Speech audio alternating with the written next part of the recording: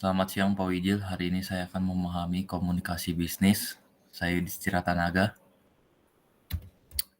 Pertama-tama saya akan menjelaskan pengertian komunikasi, yaitu suatu proses pertukaran antar individu melalui sistem yang biasa atau lazim, baik dengan simbol-simbol, sinyal-sinyal, maupun perilaku atau tindakan. Yang kedua itu ada proses yang menggambarkan orang-orang bermaksud memberikan pengertian melalui pengiriman berita secara simbolis, dapat menghubungkan para anggota di berbagai organisasi. Masih di dalam pengertian komunikasi itu penyampaian dan pemahaman suatu maksud. Penyampaian maksud suatu pesan yang diterima dalam suatu bentuk yang dapat diterjemahkan oleh penerima.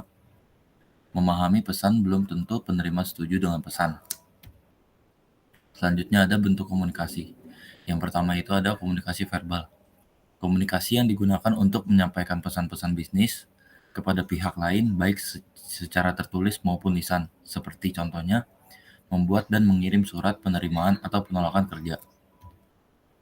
Komunikasi yang sering digunakan dalam dunia bisnis adalah berbicara atau menulis, mendengar dan membaca. Bentuk komunikasi nonverbal. Komunikasi yang digunakan dengan tanpa kata-kata bisa dalam bentuk gerakan tubuh, bahasa tubuh sebagai alat untuk berkomunikasi dengan orang lain. Suara dengan maksud tertentu atau peringatan. Image yang mengendalikan atau mendorong perilaku. Perilaku situasional yang membawa suatu maksud. Tujuan komunikasi nonverbal. Yang pertama itu memberikan informasi, yang kedua mengatur alur suatu percakapan, yang ketiga mengekspresikan emosi, yang keempat memberi sifat, melengkapi, menentang, atau mengembangkan pesan-pesan verbal. Selanjutnya mengendalikan dan mempengaruhi orang lain. Adanya juga mempermudah tugas-tugas khusus karena dapat ditunjukkan secara langsung.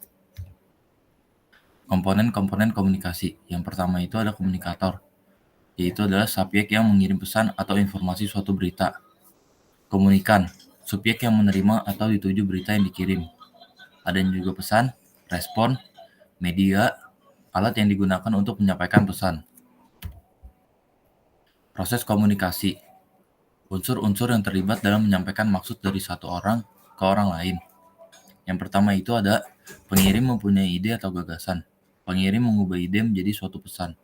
Pengirim menyampaikan pesan, penerima menerima pesan, penerima menafsirkan pesan, penerima memberikan tanggapan dan mengirim umpan balik kepada pengirim. Kesalahan dalam komunikasi. Masalah dalam mengembangkan pesan. Adanya simbol yang digunakan untuk membawa maksud suatu pesan. Isi dari pesan itu sendiri, pilihan dari bentuk pesan, gangguan dalam suatu pesan.